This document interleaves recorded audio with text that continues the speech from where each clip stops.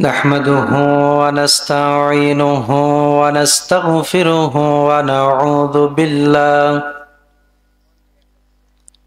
ونعوذ بالله من شرور أنفسنا من يهدي الله فلا مضل له ومن يضلله فلا هادي له نشهد أن لا إله إلا الله وحده لا شريك له ونشهد أن سيدنا نبينا مولانا محمدا عبده ورسوله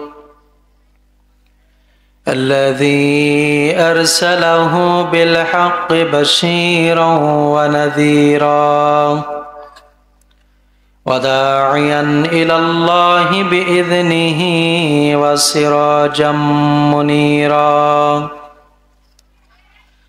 فقد قال الله تعالى في كلامه المجيد وفرقانه الحميد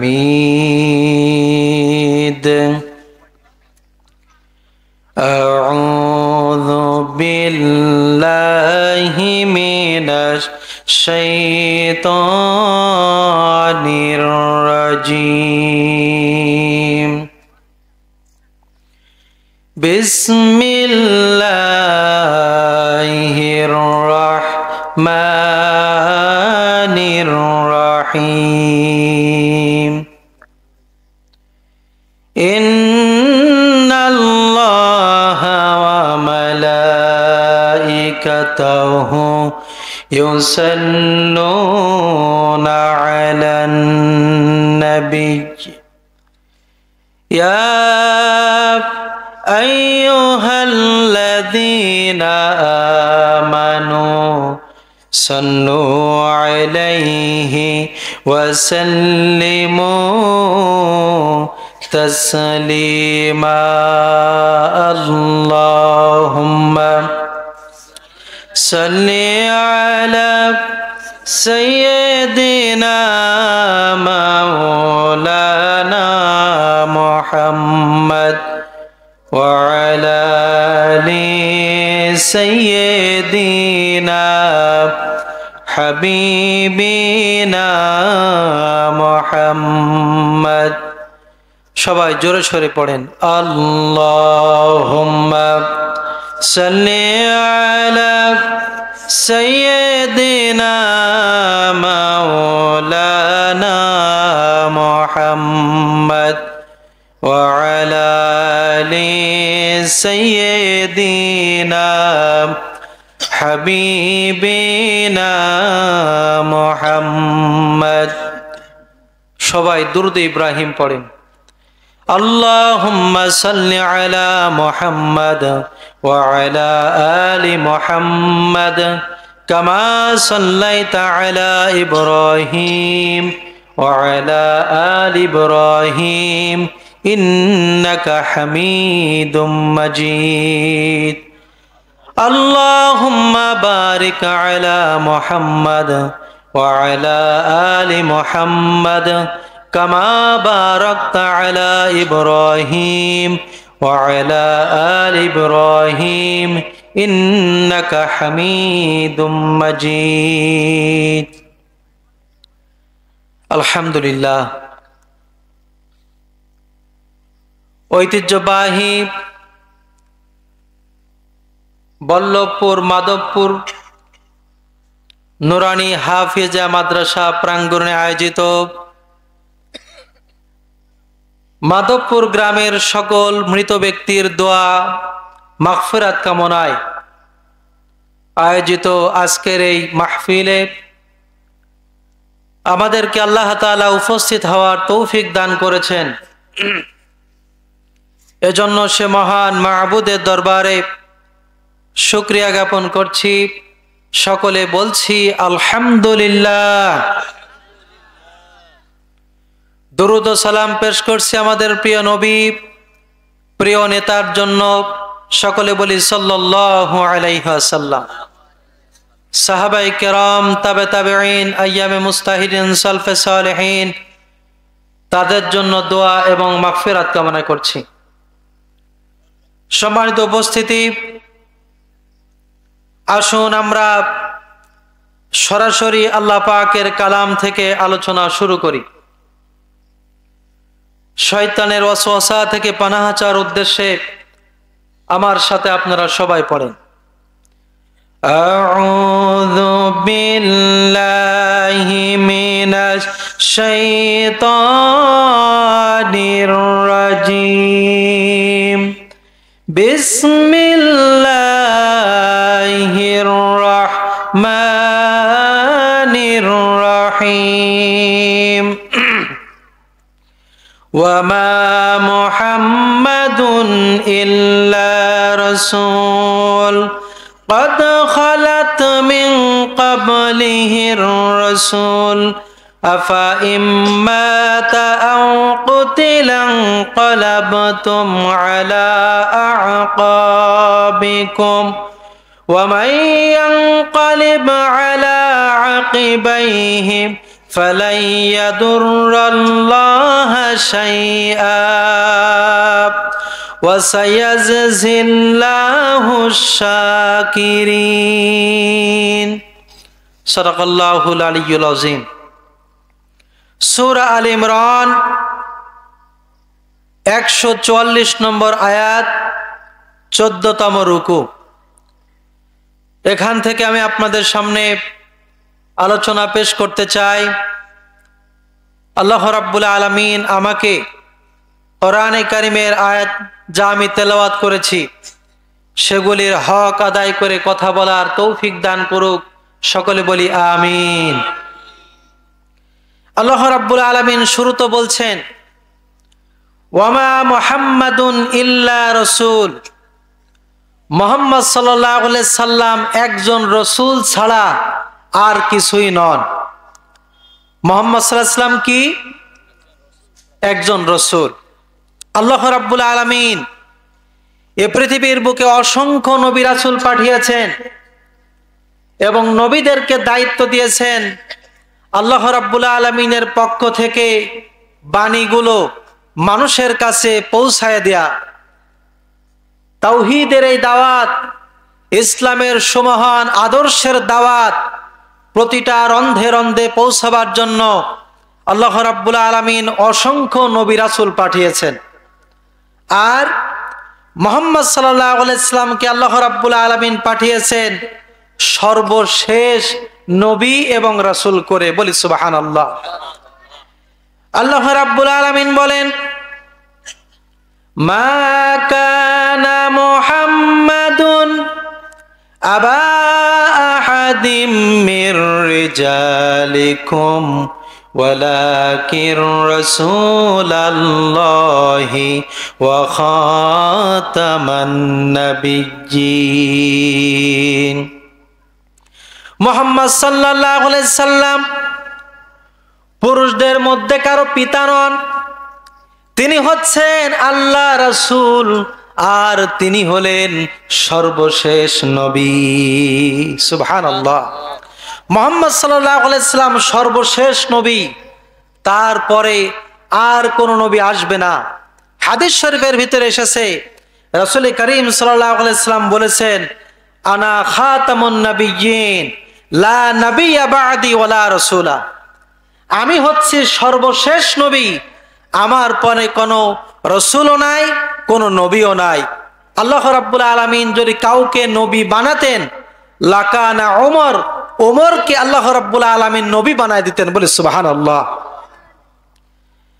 হাদিস শরীফের ভিতরে এসেছে অন্যান্য যুগের নবী আর মুহাম্মদ সাল্লাল্লাহু আলাইহি সাল্লাম দুই নবী বা অসংখ্য নবীর মধ্যে পার্থক্য করার জন্য হাদিস শরীফের ভিতরে এসেছে রাসূল করিম সাল্লাল্লাহু আলাইহি সাল্লাম বলেছেন, আল্লাহ রাব্বুল আলামিন নবুয়তের একটি বিল্ডিং তৈরি করতে চেয়েছিলেন। লোকেরা এই বিল্ডিং এর পাশ দিয়ে যায় আর বর্ণনা করতে থাকে এই বিল্ডিং এ অমুক জায়গায় ফাঁকা আছে, ওই জায়গায় একটা ইট থাকলে বিল্ডিং এর সৌন্দর্য পরিপূর্ণ হতো। আল্লাহ নবী বলেন, আমি হচ্ছি নবুয়াতের সেই ইটখানা, যেই ইটখানা দিয়ে আল্লাহ রাব্বুল আলামিন নবুয়াতের বিল্ডিং এর পরিসমাপ্তি করেছেন। বলি সুবহানাল্লাহ। মুহাম্মদ সাল্লাল্লাহু আলাইহি সাল্লাম সর্বশেষ নবী, তারপরে আর কোন নবী আসবে না। অথচ মিথ্যা নবী আসবে। রাসূল করিম সাল্লাল্লাহু আলাইহি সাল্লাম বলেছেন, আমার পরে 30 জন মিথ্যা নবুয়াতের দাবিদার মিথ্যা নবী আসবে। নাউজুবিল্লাহ বলবেন না? এরা ভণ্ড। এরা ভেবেছে নবুয়াত হচ্ছে একটা ব্যবসার নাম। কোন নাউজুবিল্লাহ। তাদের বক্তব্য এরকম যে মুহাম্মদ সাল্লাল্লাহু আলাইহি সাল্লামের কিছু ছিল না, কোনো প্রভাব প্রতিপত্তি ছিল না। সেই মুহাম্মদ, আমরা বলি সাল্লাল্লাহু আলাইহি সাল্লাম, তিনি একজন নেতা হলেন, আরবের বুকে একজন দিগ্বিজয়ী সেনাপতি হলেন, এবং আল্লাহ রাব্বুল আলামিন নবুয়াতের দায়িত্ব দিয়ে ভূষিত করে তাকে বিরাট দায়িত্ব দিলেন।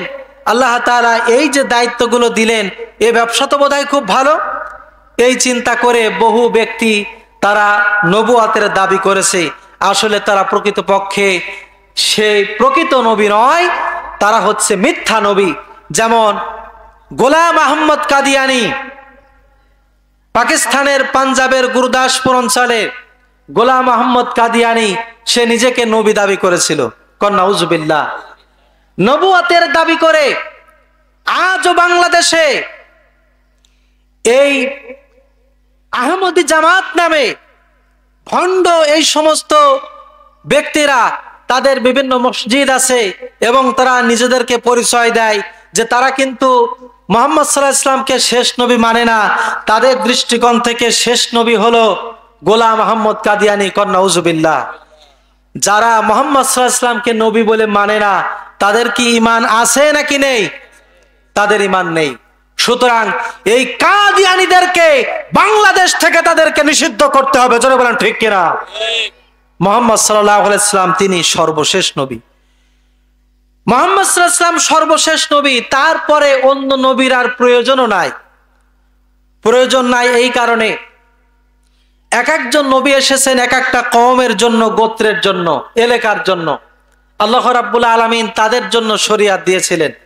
আর মুহাম্মদ সাল্লাল্লাহু আলাইহি ওয়াসাল্লামের উপরে যে শরীয়ত দিয়েছেন, এই শরীয়ত শেষ হয়ে যাবে না, এই শরীয়ত থাকবে কিয়ামত পর্যন্ত। বলি সুবহানাল্লাহ।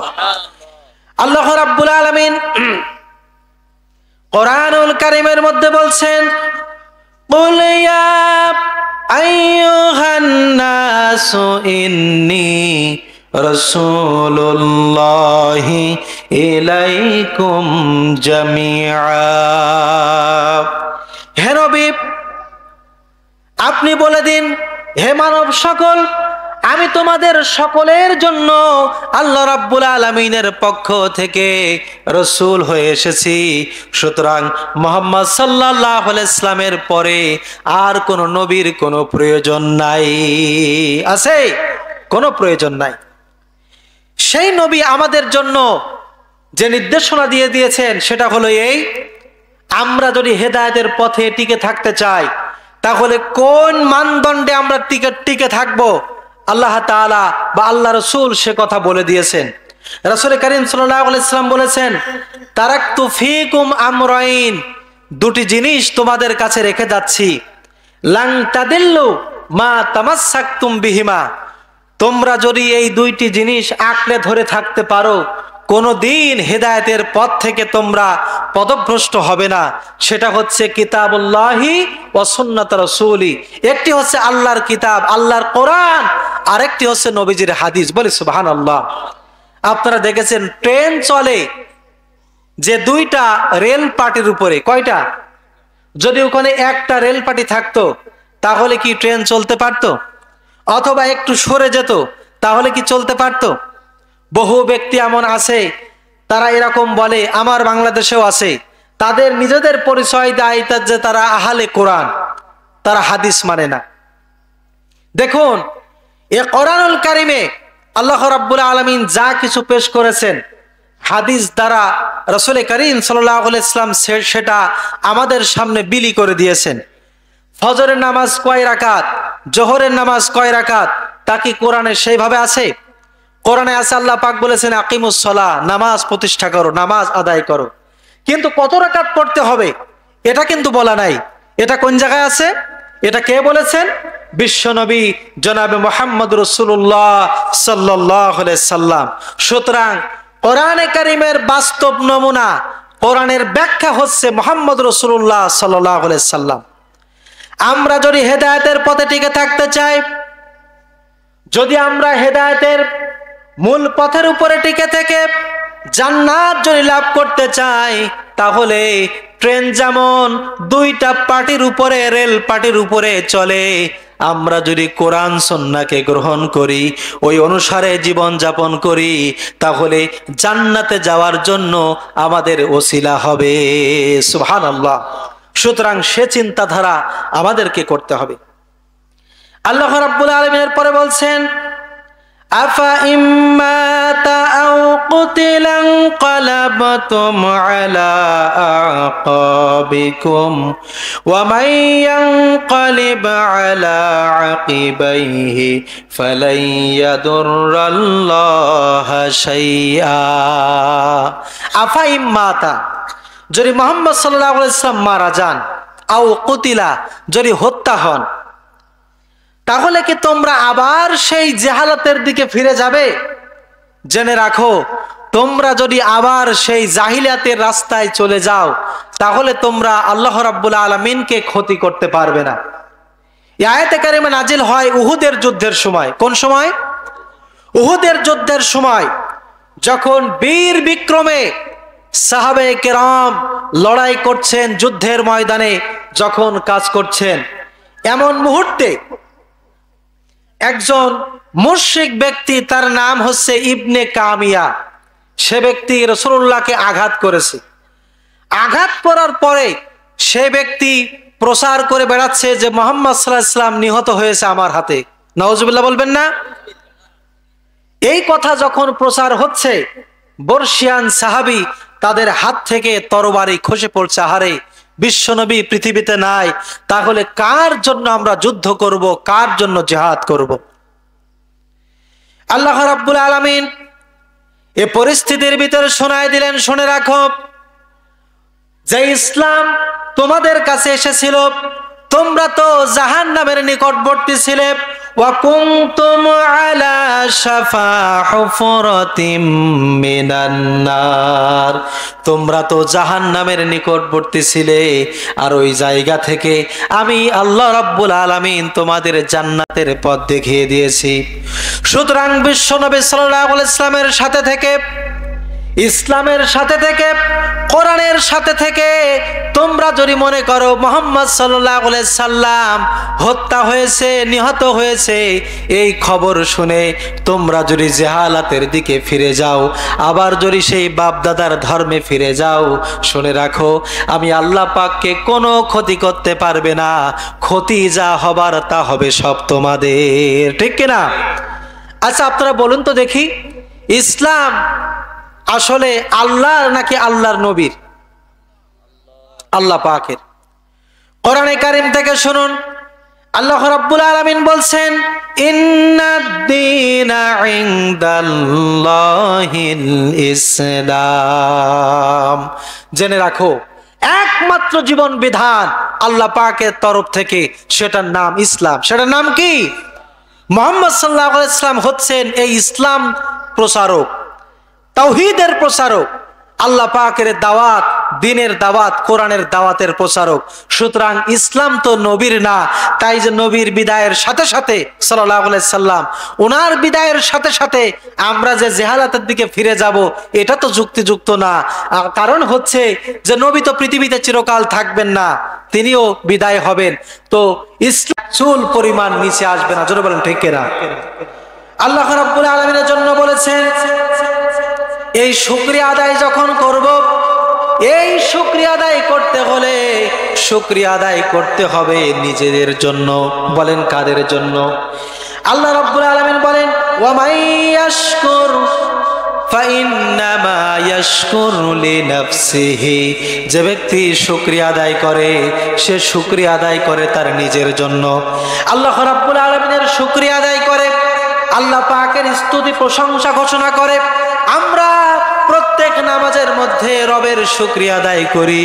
এ কথা বলে আমার সাথে পড়ুন, আলহামদুলিল্লাহি রাব্বিল আলামিন। সবাই আবার বলেন, আলহামদুলিল্লাহি রাব্বিল আলামিন। আমি প্রশংসা করছি সে মহান রবের, সে প্রতিপালকের, যিনি তামাম পৃথিবীর সবকিছুর স্রষ্টা, আমাদের প্রতিপালক। বলি সুবহানাল্লাহ। সে আল্লাহ রাব্বুল আলামিনের শুকরিয়া আদায় করতে হবে।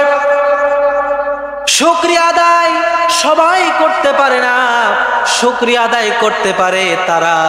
আল্লাহ পাক বলেন, ওয়াশকুরু লিল্লাহি ইন কুনতুম ইয়্যাহু তা'বুদুন।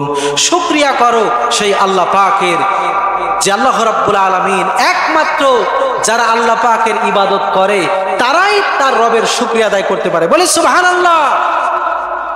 সুতরাং আমরা আল্লাহ পাকের ইবাদত করি। আমরা যখন পানি পান করব, কার শুকরিয়া আদায় করব? পানি পান করে শুকরিয়া আদায় করব, বলি আলহামদুলিল্লাহ। খাবার খাবো, শুকরিয়া আদায় করব, বলবো আলহামদুলিল্লাহ। আমরা যদি আল্লাহ পাকের শুকরিয়া আদায় করি তাহলে আল্লাহ রাব্বুল আলামিন আমাদের নিয়ামত বাড়িয়ে দিবেন। বলে সুবহানাল্লাহ।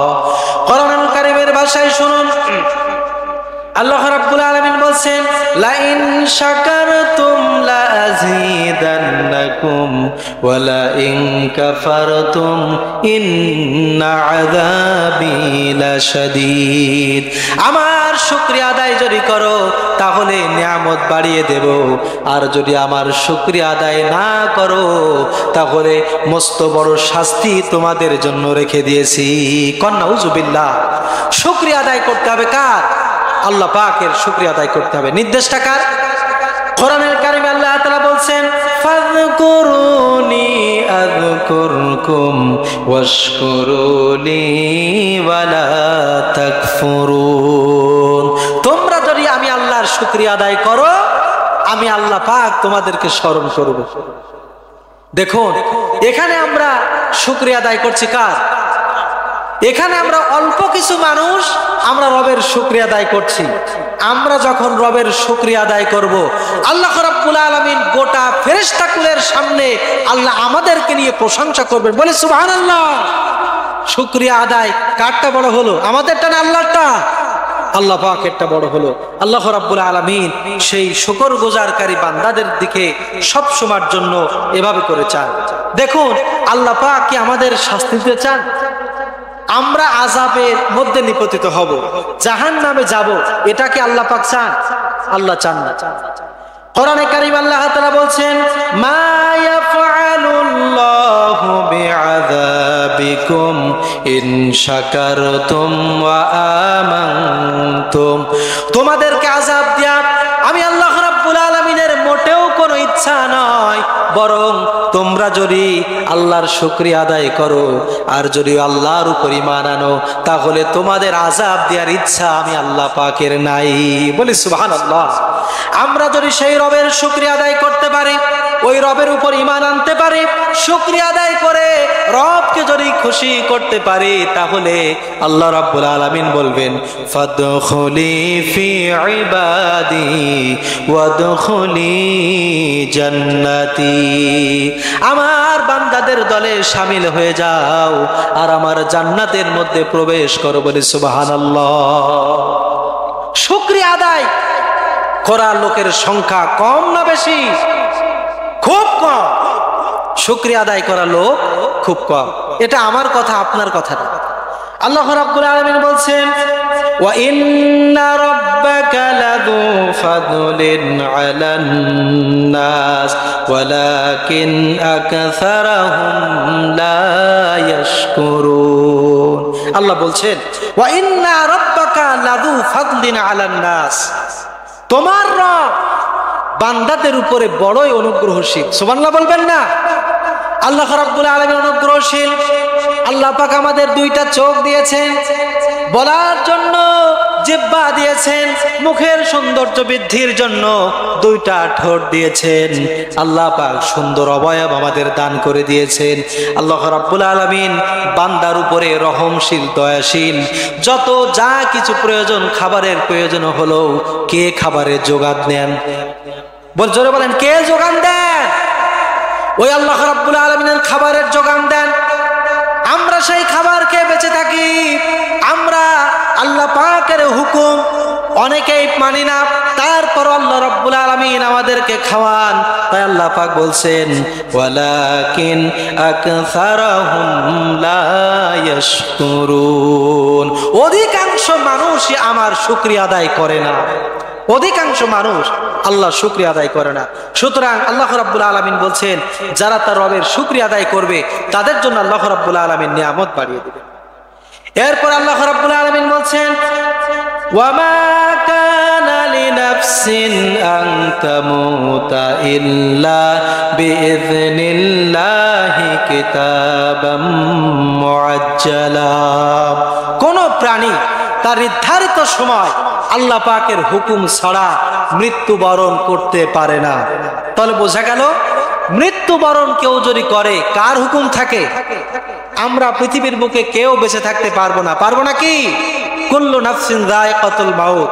প্রত্যেকটি আত্মা তার মৃত্যুর স্বাদ গ্রহণ করতে হবে। আমরা ইচ্ছা করলেই আল্লাহ রাব্বুল আলামিন যে মৃত্যুর নির্ধারিত যখন সময় আসবে, তখন আমরা কেউ আর দুনিয়ায় থাকতে পারবো না, এক সেকেন্ডের জন্য না। আল্লাহ রাব্বুল আলামিন বলছেন, এই মৃত্যুর সময় হবে নির্ধারিত। ইযা জাআ আজালুহুম লা ইস্তাখিরুনা সাআতাও ওয়া লা ইস্তাকদিমুন। মৃত্যু নির্ধারিত সময় যখন আসবে, এক সেকেন্ড আগ পাস করা হবে না। মৃত্যুর সময় যখন আসবে, অবশ্যই আমাদের মউতে মুফতালা হয়ে যেতে হবে। মৃত্যুর মুখোমুখি আমাদের সকলকে দাঁড়াতে হবে।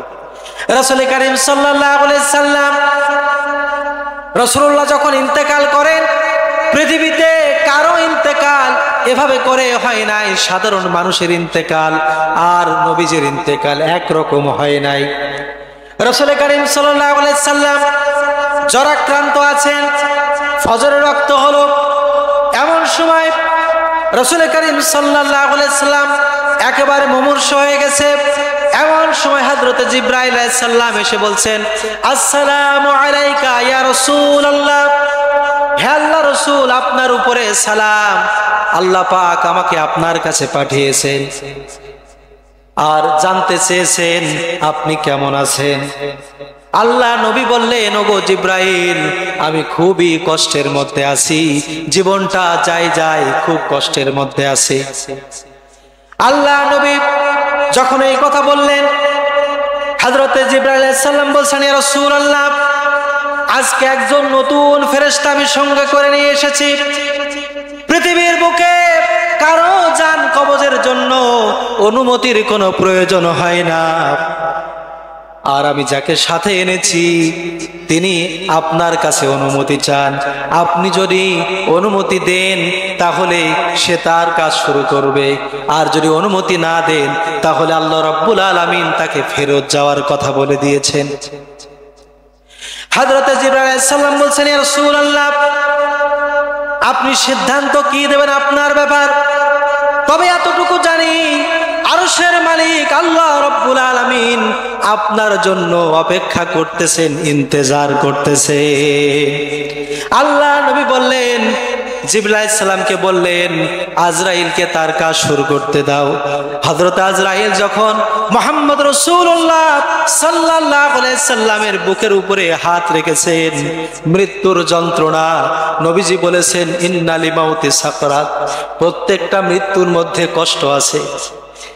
আল্লাহ নবীজি উম্মতের জন্য এই দোয়া করেছিলেন, আমার উম্মতরা তাদের জীবনে এমন কষ্ট হবে, কিন্তু যারা নাকি দুনিয়ার বুকে আল্লাহ পাকের হুকুম মেনে চলে তাদের মওত হবে এমন, বাচ্চা যেমন মায়ের কোলে স্তন পান করতে করতে যেমন ঘুমায়, আল্লাহর মোমেন বান্দার মৃত্যুটাও হবে তেমন। বলি সুবহানাল্লাহ।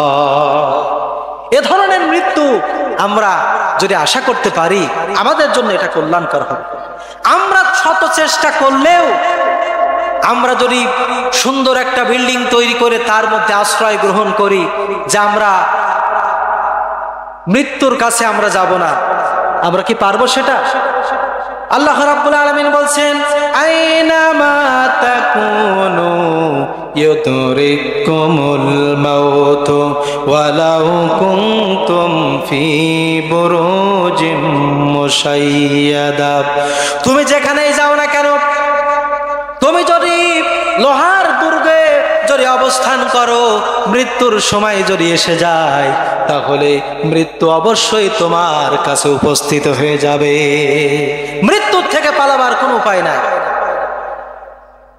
ডাক্তারেরা একবার গবেষণা করার জন্য তারা একটা গ্লাসের বক্স তৈরি করলো, যে একজন মানুষের যে জীবনী শক্তিটা আছে, যে জীবনী শক্তিটা বেরিয়ে যায়, এটা আসলে কোনো শক্তি দ্বারা নিয়ন্ত্রিত কিনা এটা বোঝার জন্য একটা মুমূর্ষ ব্যক্তিকে একটা গ্লাস দিয়ে আটকানো একটি ঘরের মধ্যে রেখে দেওয়া হলো, এবং এই মুমূর্ষ ব্যক্তিটা খুব বেশিক্ষণ বাঁচবে না, এজন্য ওই জায়গায় রাখা হলো টেস্ট করার জন্য যে আসলে যে মানুষ যখন মারা যায়, এই জীবনী শক্তি, ভাইটাল ফোর্স, এই শক্তিটা আসলে আছে কি নেই, অদৃশ্য এই শক্তি আছে না নেই, এটা পরীক্ষা করার জন্য তারা এভাবে করে নির্ধারিত একটা দিন তৈরি করে সেটা করলো।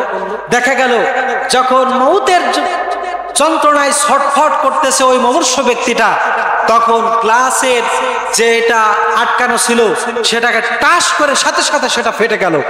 ফেটে যাওয়ার পর এরপরে মানুষটা আস্তে আস্তে মারা গেলেন। তখন ডাক্তারেরা গবেষণা করে বলল, জীবনী শক্তি নামক একটা শক্তি আছে, এটাও সত্য, আর এই জীবনী শক্তি নিয়ে যায় সেই শক্তিও আছে, এটাও সত্য। বলি সুবহানাল্লাহ। আল্লাহ রাব্বুল আলামিন কোরআনের মধ্যে সেই শক্তির কথা তুলে ধরেছেন, ওয়ায়াসআলুনাকা আনির রূহ কুলির রূহু মিন আমরি রাব্বি। নবী হে, আপনাকে প্রশ্ন করা হয় রূহ কি জিনিস? আল্লাহ পাক বলছেন, নবী আপনি বলে দিন, সেটা হলো আল্লাহ রাব্বুল আলামিনের হুকুম। বলি সুবহানাল্লাহ। জোরে বলেন, কার হুকুম? আল্লাহ রাব্বুল আলামিনের হুকুম আছে, তাই আমরা বেঁচে আছি। আর যখন এটা থাকবে না, তখন আমরা মৃত্যুর মুখোমুখি চলে যাব, আমাদের মৌতে মুফতালা হয়ে যাব, তখন আমাদের অবস্থা হবে খুবই খারাপ। মৃত্যু অবশ্যই অবিসম্ভাবী হবে। আমরা যদি পালাবার চেষ্টা করি মৃত্যু থেকে, পালাতে পারবো? আল্লাহ রাব্বুল আলামিন বলছেন, কুল ইন্নাল মাউতাল্লাযী তাফিররুনা মিনহু ফাইন্নাহু মুলাকীকুম। হে নবী আপনি বলুন, তোমরা মৃত্যু থেকে যতই পালাবার চেষ্টা করো না কেন, মৃত্যু থেকে তোমরা কেউ পালাতে পারবে না। মৃত্যুর সময় যখন আসবে, মৃত্যু তোমাদের সাথে মোলাকাত করবে। মোলাকাত সামনে দিয়ে হয় নাকি অন্যভাবে? সামনে দিয়ে। আমরা প্রতি মুহূর্তে মৃত্যু থেকে বাঁচবার জন্য চেষ্টা করছি। আমরা সকালে খাদ্য খাবার গ্রহণ করেছি যাতে করে আমাদের শরীর ভালো থাকে, দুপুরের সময় খাবার গ্রহণ করব যাতে করে শরীরের শক্তি, ফিটনেস ভালো থাকে। দুপুরের খাবার শেষ করার পরে রাতের বেলায় আমরা খাবার গ্রহণ করব যাতে শক্তি ভালো থাকে। প্রিয় উপস্থিতি আমার, আমরা যদি শত চেষ্টা করি, এভাবে করে মৃত্যু থেকে পালাতে পারবো কিনা বলেন? পারবো? পারবো না। এক সময় আল্লাহ রাব্বুল আলামিনের কাছে আমাদের ধরা পড়ে যেতে হবে। মাইকেল জ্যাকসন নাম শুনেছেন? পপ সম্রাট, 150 বছর বেঁচে থাকার আকাঙ্ক্ষা করেছিল। সে যে খাদ্য খাবার গ্রহণ করত, ডাক্তাররা খাবার পরীক্ষা করে দিত, তারপরে খেত। সকাল দুপুর সন্ধ্যা ডাক্তার সব সময় তার ভিপি মেশিন নিয়ে বসে থাকতো, তার প্রেসার ডাউন বা ফল করে কিনা এটা দেখার জন্য। অথচ এই ব্যক্তিটা এত সতর্ক থাকার পরেও বেঁচে ছিলেন মাত্র 50 বছর। কত বছর? 50 বছর। এর দ্বারা প্রমাণ মেলে, সময় যদি এসে যায় তাহলে আর 1 সেকেন্ড আগ পাস করার কোনো সুযোগ থাকবে না। জোরে বলেন ঠিক কিনা? সুতরাং সেই মৃত্যু আমাদেরকে, আমরা যে মৃত্যুর কাছে অসহায়, এই অসহায়ের চিন্তা আমাদেরকে করতে হবে। আল্লাহ রাব্বুল আলামিন বলছেন মানুষ কত অসহায় শুনুন। ফালাউলা ইযা বালাগাতিল হুলকুম ওয়া আনতুম হিনাইযিন তানজুরুন। মুমূর্ষ ব্যক্তির কাছে বসে যখন তার মৃত্যু তার কণ্ঠ দেশ পর্যন্ত এসে যায়, তখন তোমরা ওই মুমূর্ষ ব্যক্তির দিকে তাকায় তাকায় দেখো, কিন্তু ওই মারা যাওয়া ব্যক্তির জন্য তোমরা কোনো কল্যাণ করতে পারো না। জোরে বলেন ঠিক কিনা? আমাদের আপনজনেরা চোখের সামনে ইন্তেকাল করে, ছটফট করে মারা যায়। এমন ব্যক্তি এখানে আছেন যে তার হাতে তার কোলের উপরে তার পিতা ইন্তেকাল করেছেন। এরকম অনেক বিষয় আছে। সুতরাং যতই আমরা চেষ্টা করি না কেন, মৃত্যু থেকে যতই পালাবার চেষ্টা করি, আমরা তো এখানে ব্যর্থ হব। আল্লাহ রাব্বুল আলামিন বলছেন মানুষ কত অসহায় যে ওই মুমূর্ষ ব্যক্তির জন্য সামান্যতম কোনো উপকার করতে পারে না, জীবনটা ফিরায় দিতে পারে না। আল্লাহ রাব্বুল আলামিন বলছেন শোনো বান্দা, আমি সেই সময় কোথায় থাকি। ওয়া নাহনু আকরাবু ইলাইহি মিনকুম ওয়ালাকিন লা তাশউরুন। মুমূর্ষ ব্যক্তির যখন প্রাণ যায় অবস্থা, আমি আল্লাহ রাব্বুল আলামিন তখনও সেই বান্দার কাছে থাকি। বলি সুবহানাল্লাহ। কিন্তু তোমরা কেউ দেখতে পারো না, তোমরা কেউ জানতে পারো না, আমি আল্লাহ পাক তখন ওই মুমূর্ষ ব্যক্তির সাথে থাকি। বলি সুবহানাল্লাহ। মৌতের সময় আল্লাহ পাক যদি আমাদের সহায় হন, তাহলে কবরের জগতেও আমরা নাজাত পাবো, জান্নাতও পাবো। জোরে বলেন ঠিক কিনা? সুতরাং সেই মৌতের জন্য আমাদের চেষ্টা করতে হবে, বা মৌতের জন্য প্রস্তুতি নিতে হবে। মৌত তো আসবেই, আমরা ফেরাতে পারবো না। সুতরাং সুন্দর জীবন যাপন আমাদের সকলে গ্রহণ করতে হবে। আল্লাহ রাব্বুল আলামিন এখানে বলছেন যে ওই যে যুদ্ধের ময়দানে সাহাবীরা তারা মৃত্যুর ভয়ে যদি বা অন্য কেউ যে নবী সাল্লাল্লাহু আলাইহি ওয়াসাল্লাম ইন্তেকাল করেছেন এই চিন্তা করে যদি যুদ্ধের ময়দান থেকে ফিরে চলে আসে, তাহলে তো সে আল্লাহ পাককে কোনো ক্ষতি করতে পারবে না, বরং তার ক্ষতির এটা নিজের ক্ষতি নিজেরই হবে। সুতরাং কি করতে হবে? আমাদেরকে পরকালের জন্য সামান জোগাড় করতে হবে। وَمَن يُرِدْ ثَوَابَ الدُّنْيَا نُؤْتِهِ مِنْهَا وَمَن يُرِدْ ثَوَابَ الْآخِرَةِ نُؤْتِهِ مِنْهَا। আল্লাহ পাক বলছেন যে বা যারা আখিরাতের জন্য কোনো ভালো কাজ করবে, আল্লাহ রাব্বুল আলামিন তাকে অনুরূপ প্রতিদান দেবেন। আর যদি দুনিয়ার জন্য কোনো ভালো কাজ করে, আল্লাহ পাক সেটারও প্রতিদান দেবেন। আমরা আসলে কোন জায়গার প্রতিদান চাই, দুনিয়ায় না আখিরাতে? না, আমরা শুধু আখিরাতের প্রতিদান চাইলেই হবে না, দুনিয়ার প্রতিদানও আমাদের চাইতে হবে। কারণ আল্লাহ রাব্বুল আলামিন আমাদেরকে শিখাই দিয়েছেন। আমরা দোয়া করার ভিতরে বলি রব্বানা ইন্নানা রব্বানা আতিনা ফিদ দুনিয়া হাসানাতাও ওয়া ফিল আখিরাতি হাসানাতাও ওয়া কিনা আযাবান নার। হায় আল্লাহ, তুমি আমাদেরকে দুনিয়ার জগতের কল্যাণ দাও আর আখিরাতের জগতের কল্যাণ দাও, আর আমাদেরকে জাহান্নামের আগুন থেকে বাঁচাও। বলি আমিন। আমরা দোয়া করি দুনিয়ার জন্য, আখিরাতের জন্য। তবে হ্যাঁ, এ বিষয়টা সামনে রাখতে হবে, দুনিয়াকে বেশি প্রাধান্য দেয়া যাবে না। দুনিয়ার প্রাধান্য যদি আমরা বেশি দিই আর আখিরাতের প্রাধান্য কম দিই, তাহলে জাহান্নামে যাওয়া লাগবে। আল্লাহ রাব্বুল আলামিন বলছেন ফাআম্মা মান তাগা ওয়া আথারাল হায়াতাদ দুনিয়া ফাইন্নাল জাহিমা হিয়াল মাওয়া। অতবার যে ব্যক্তি সীমালঙ্ঘন করেছে আর দুনিয়ার জীবনকে যে প্রাধান্য দিয়েছে, তার জায়গা হলো জাহান্নাম। তার জায়গা কোথায়? জাহান্নাম। দুনিয়ায় থাকতে আপনি বেচা কিনা, হাট বাজার ঘাট সবই করবেন, দুনিয়ার প্রয়োজনে আপনি করবেন, কিন্তু আখিরাতের উদ্দেশ্যে আপনাকে সেটা করা লাগবে। আপনি দুনিয়ার বুকে বাজার সদাই করবেন, আপনি টাকা পয়সা রোজগার করবেন, এই টাকা পয়সা এটা যেন হারাম ভাবে অর্জিত না হয়। এই যে টাকা আপনি অর্জন করলেন, এটা যেন সুদি কারবারের মধ্যে না হয়।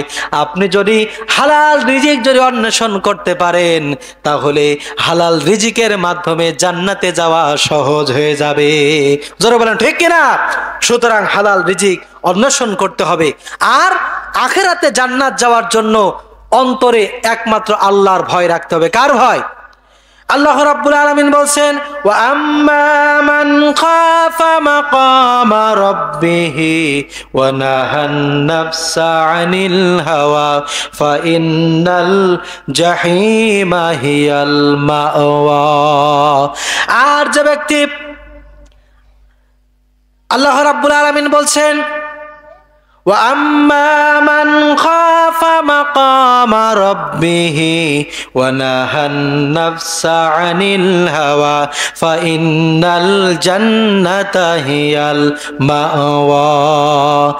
আর যে ব্যক্তি আল্লাহ রাব্বুল আলামিনের সামনে দাঁড়ানোকে ভয় করেছে, আল্লাহর সামনে দাঁড়াতে হবে, জবাবদিহি করতে হবে, এই ভয় যে করেছে, আর যে নিজের নফসকে সংবরণ করেছে, আল্লাহ রাব্বুল আলামিন বলছেন তার জন্য জায়গা হলো জান্নাত। তার জন্য কোন জায়গা? জান্নাত। সুতরাং সেই জান্নাতের আশায় আমাদেরকে কাজ করতে হবে। প্রিয় উপস্থিতি, আমি আর সামনে তো অগ্রসর না হই নাকি? আপনাদের কি খুব কষ্ট হচ্ছে নাকি? কষ্ট হচ্ছে? তাহলে আরেকটি আয়াতে কারিমা আমরা একটু অগ্রসর হই। আল্লাহ রাব্বুল আলামিন পরে বলছেন, আসলে অনেক মাহফিল আছে, শ্রোতা অনেক থাকে, কিন্তু কোরআনে কারিমের রুহের খোরাক সেই ময়দানে নাই। জোরে বলেন ঠিক কিনা? সেই ময়দানে আছে উঁচু উঁচু আওয়াজ, হুমকি ধামকি, একজনের নামে আর একজনের গীবত করা। জোরে বলেন ঠিক কিনা? এই সমস্ত মাহফিল গুলো অনেক সময় হয়ে যায় বরকত শূন্য, অথচ এখানে লোক সংখ্যা কম হতে পারে, এটা একটা দোয়া মাহফিল হতে পারে, কিন্তু যদি কথা হয় আল্লাহর এবং আল্লাহ রসুলের, তাহলে সেই মাহফিলের বরকত জাযা আমরা কার কাছে পাবো?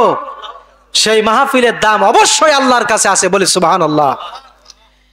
আল্লাহ রাব্বুল আলামিনের পরে বলছেন, وَكَأَيِّن مِّن نَّبِيٍّ قَاتَلَ مَعَهُ رِبِّيُّونَ كَثِيرٌ فَمَا وَهَنُوا لِمَا أَصَابَهُمْ فِي سَبِيلِ اللَّهِ وَكَأَيِّن مِّن نَّبِيٍّ قَاتَلَ مَعَهُ।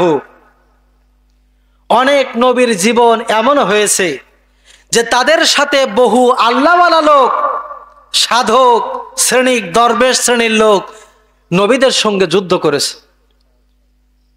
আপনাদের মনে হতে পারে এটা কেমন কথা, সাধক শ্রেণীর, দরবেশ শ্রেণীর লোক আবার নবীদের সঙ্গে যুদ্ধ করে? আল্লাহ রাব্বুল আলামিন তাদের স্বরূপকে উন্মোচন করে দিলেন। তারা কারা? কোরআনে কারীম বলছে, ইয়া আইয়ুহাল্লাযীনা আমানু ইন্না কাসীরাম মিনাল আহবারি ওয়ার রুহবান লা ইয়াকুলুনা আমওয়ালান নাসি বিল বাতিল ওয়া ইয়াসুদ্দুনা আন সাবিলিল্লাহ। আল্লাহ পাক বলছেন, হে ঈমানদারেরা, ইন্না কাসীরাম মিনাল আহবারি ওয়ার রুহবান, আহলে কিতাবদের ভিতরে এমন এক শ্রেণীর আছে, তারা পীর দরবেশ আলেম উলামা টাইপের, তারা লা ইয়াকুলুনা আমওয়ালান নাস বিল বাতিল, মানুষের কাছে অন্যায়ভাবে টাকা পয়সা সম্পদ কুক্ষিগত করার জন্য তারা চেষ্টা করবে। আর কি করবে? ওয়া ইয়াসুদ্দুনা আন সাবিলিল্লাহ, আল্লাহর জমিনে আল্লাহর দ্বীন প্রতিষ্ঠা না হতে পারে এই দরবেশ শ্রেণীর লোকজনগুলো দুই হাতে বাধা দেবে। এরকম লোক আছে না নেই?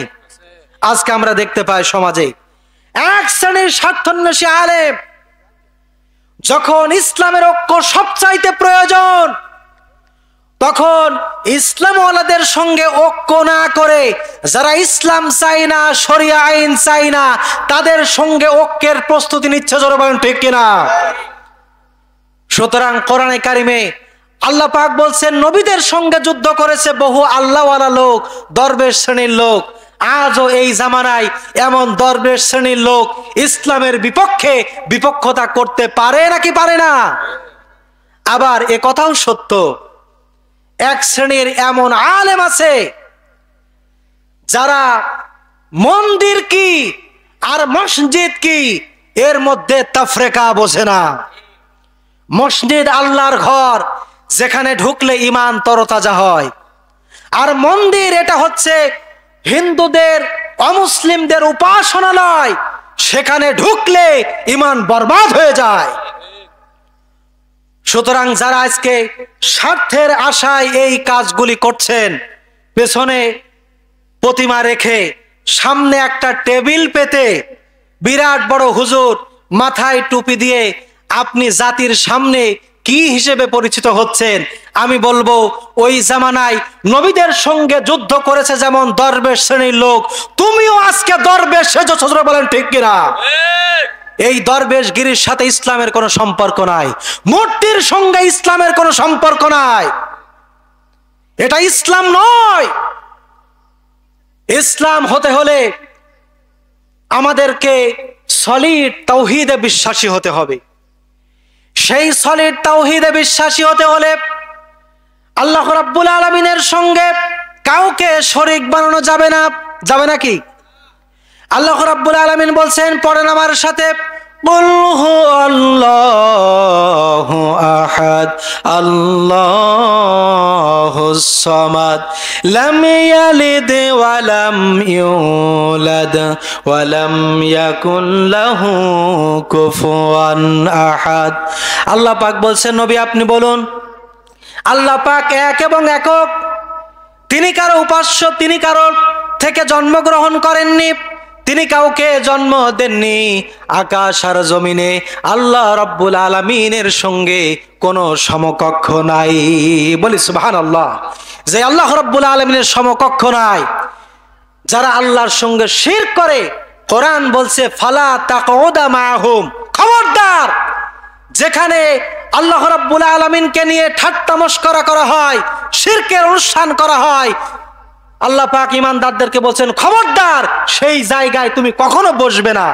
ঈমানদারদেরকে বলছেন যদি তোমরা সেখানে বসো তাহলে তুমিও তাদের মতো হয়ে যাবে। আর আল্লাহ পাক বলছেন অবশ্যই আমি জাহান্নামের মধ্যে সকল কাফের আর এই যে নামধারী মুনাফিকদেরকে জাহান্নামের মধ্যে একত্রিত করব। নাউজুবিল্লাহ। সুতরাং মুসলমানরা হুঁশিয়ার, আপনার আমার আমল নামার মধ্যে যদি শিরক আসে তাহলে জান্নাত যাওয়ার কোনো গ্যারান্টি নাই।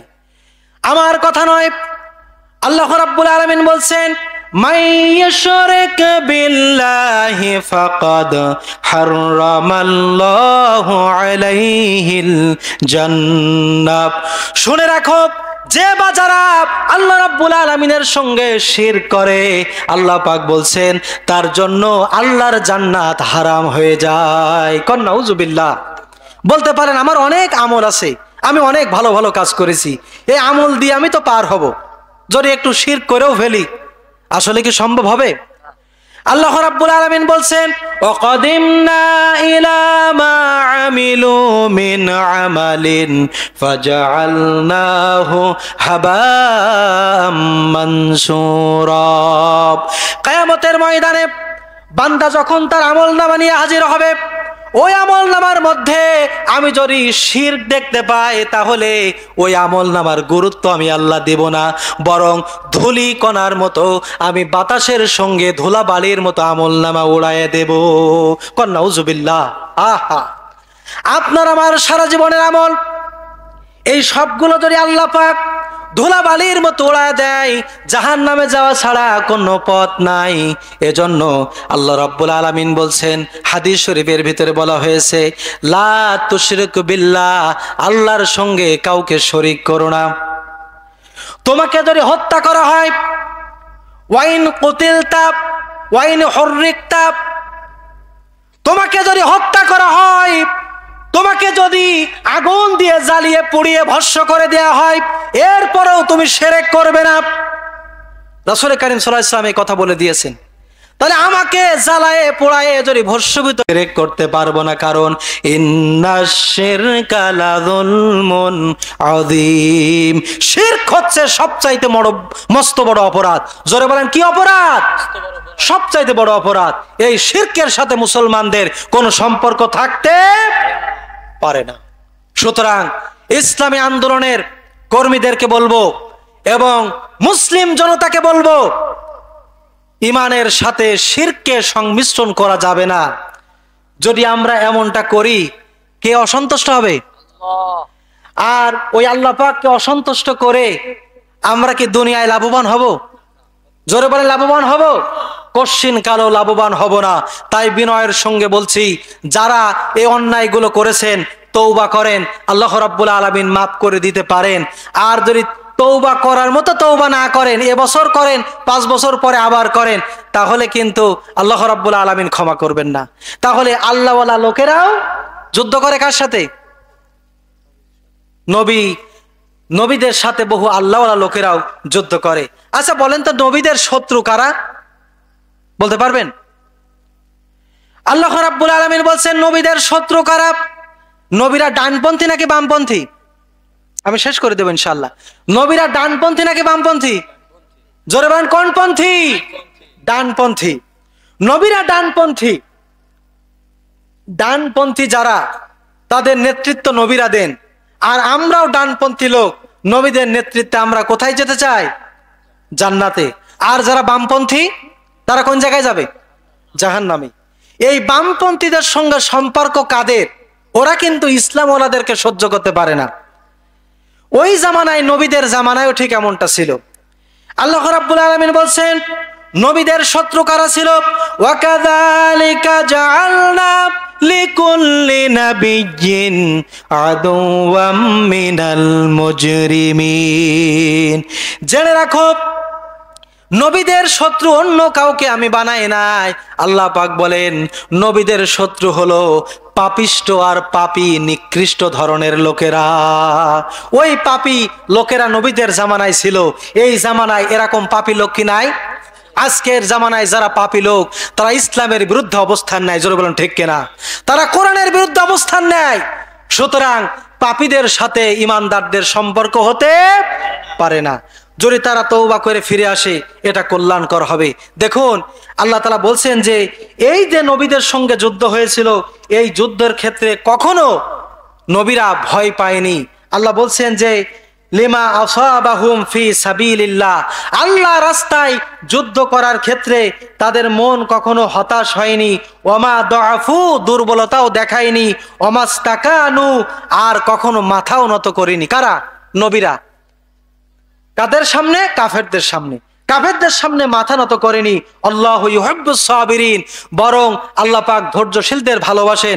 ধৈর্যের মাধ্যমে তারা কিন্তু বিজয় লাভ করেছে। দেখুন ইব্রাহিম আলাইহিস সালাম আল্লাহর নবী কিনা?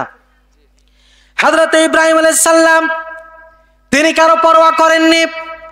তিনি তাওহীদের দাওয়াত দিয়েছেন তার কওমের কাছে। إذ قال لأبيه وقومه ما هذه التماثيل التي أنتم لها عاكفون। ইব্রাহিম আলাইহিস সালাম বলছেন, তার পিতা এবং কওমের লোকদেরকে বলছেন, যে আমার কওমের লোকেরা, এই মূর্তিগুলো কি, যে মূর্তিগুলো তোমরা একান্তভাবে ইবাদত করছো? কওমের লোকেরা জবাব দিল, কওমের লোকেরা তখন জবাব দিল, আমরা এই মূর্তিগুলির ইবাদত করি। ক্বালু ওয়াজাদনা আবানা লাহা আবিদিন, আমরা আমার বাপ দাদাদেরকে দেখেছি এরকম পূজা করতে, তা আমরাও করি। অমুসলিমদের আজও এই একই যুক্তি। ইব্রাহিম আলাইহিস সালাম বলছেন যে তোমরা এই মূর্তি পূজা কেন করো? তখন বলল যে আমাদের বাপ দাদারা করেছে, তাই আমরা এটা করি। হযরত ইব্রাহিম আলাইহিস সালাম বললেন, তোমরা যে কাজটা করছো এটা সঠিক নয়। এই কথা বলা সহজ না কঠিন? হযরত ইব্রাহিম আলাইহিস সালাম জাতির লোকেদের ভয় করে নাই, বরং বলল قال لقد كنتم أنتم وآباؤكم في ضلال مبين। ইব্রাহিম আলাইহিস সালাম বললেন যে তোমরা এবং তোমাদের পূর্বপুরুষরা তারা সুস্পষ্ট পদভ্রষ্টতার পথে তোমরা ছিলে বা আসো। তার মানে তোমরা একেবারে মূর্খ, তোমরা পদভ্রষ্ট, তোমরা সুপথপ্রাপ্ত নয়। এই কথা বলার সঙ্গে সঙ্গে কওমের লোকেরা ক্ষিপ্ত হয়ে গেল। ওদিকে ইব্রাহিম আলাইহিস সালামের বাপও ক্ষিপ্ত হয়ে গেল। বাপ বলল, তুমি যে কথা বললে যে নমরুদের দরবারে, আমি তো ওই দরবারে চাকরি করি। কি করি? আমি ওই দরবারে চাকরি করি, এমন কথা তুমি কেন বললে? শোনো, তুমি যদি তোমার কথা থেকে দূরে সরে না যাও তাহলে এই বাড়ির থেকে তোমাকে তাড়িয়ে দেব। সিদ্ধান্ত কে নিচ্ছেন? ইব্রাহিম আলাইহিস সালামের পিতা আজর সিদ্ধান্ত নিচ্ছে যে বাড়ি থেকে তাড়িয়ে দেব। শুধু এতটুকুই ক্ষান্ত হলো না, বরং ওদিকে নমরুদের কাছে খবর চলে গেল। নমরুদ তখন সিদ্ধান্ত নিল ইব্রাহিম আলাইহিস সালামকে আগুনের ভিতরে পোড়াবে। এই সিদ্ধান্ত নিয়ে তারা অগ্নিকুণ্ডলী তৈরি করলো, ইব্রাহিম আলাইহিস সালামকে সেখানে ফেলে দিল। ওই সময় ফেরেশতারা এসে বলছে যে আমাদের কাছে সাহায্য চাও, আমি নমরুদের আগুনকে তুলে নিয়ে নমরুদের গোষ্ঠী সব জ্বালিয়ে সাফ করে দেই। হযরত ইব্রাহিম আলাইহিস সালাম কি কঠিন ঈমান! ইব্রাহিম আলাইহিস সালাম বললেন, আমি তোমাদের কাছে কেন সাহায্য চাইবো? কারণ আমি তো এমন কোন অন্ধ আল্লাহর ইবাদত করি না যে আল্লাহ রাব্বুল আলামিন তার নবীর দুঃখ দুর্দশা দেখতে পান না, এমন আল্লাহ তো আমি ইবাদত করি না। বরং যখন তাকে ফেলে দেওয়া হলো অগ্নিকুণ্ডলের ভিতরে, আল্লাহ রাব্বুল আলামিন আগুনের প্রতি নোটিশ করে দিলেন, ইয়া নারু কুনি বারদাও ওয়া সালামান আলা ইব্রাহিম। হে আগুন, আমার ইব্রাহিমের জন্য শান্তিদায়ক ঠান্ডা হয়ে যা। বলি সুবহানাল্লাহ। আমার প্রিয় বন্ধুগণ, এইভাবে করে সকল নবীরা সময় সংক্ষেপের কারণে বলতে পারছে না, এইভাবে করে সকল নবীরা তারা ধৈর্য ধারণ করেছেন, কিন্তু তারা দুর্বলতা দেখায়নি, ইসলামের উপরে অবিচল থেকেছে। যখন হযরত হুদ আলাইহিস সালামের উপরে চতুর্দিক থেকে যখন ষড়যন্ত্র করলো হযরত হুদ আলাইহিস সালামকে দুনিয়া থেকে শেষ করে দেবে, আল্লাহ রাব্বুল আলামিন বলছেন এই পরিস্থিতির ভিতরে হযরত হুদ আলাইহিস সালাম তখন লোকদেরকে বললেন, ফাকিদুনি জামিআন সুম্মা লা ইউনযারুন। তোমরা সবাই মিলে আমার বিরুদ্ধে যতই ষড়যন্ত্র করো না কেন, যা ইচ্ছা তোমরা তাই করতে পারো, আমি তোমাদের ভয় করি না। কারণ ইন্নী তাওয়াক্কালতু রাব্বি ওয়া রাব্বুকুম, কারণ আমি এমন এক রবের ভয় করি যিনি তোমাদেরও রব আর আমি হুদেরও রব। বলি সুবহানাল্লাহ। সে আল্লাহ পাককে আমরা ভয় করি। সুতরাং মুহাম্মদ সাল্লাল্লাহু আলাইহি সাল্লাম এভাবে করে যুদ্ধের ময়দানে ভয় পাননি, বাতিলের রক্ত চক্ষুকে পরোয়া করেনি, আল্লাহর জমিনে আল্লাহ দ্বীন কায়েম করার জন্য সর্বাত্মক প্রচেষ্টা করেছে। তারা কখনো দুর্বলতা দেখায়নি।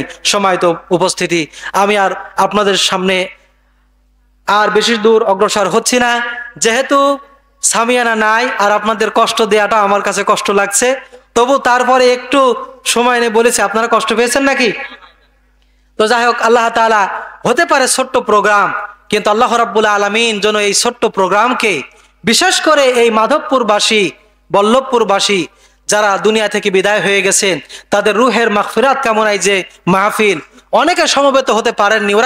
ওরা মনে হয় চান না যে ওনার পিতা মাতার নামে এখানে দোয়া হোক, মনে হয় চান না নাকি? চায়, কিন্তু বুঝে উঠতে পারেনি যে দোয়ার অনুষ্ঠানটা এত সময় হবে নাকি।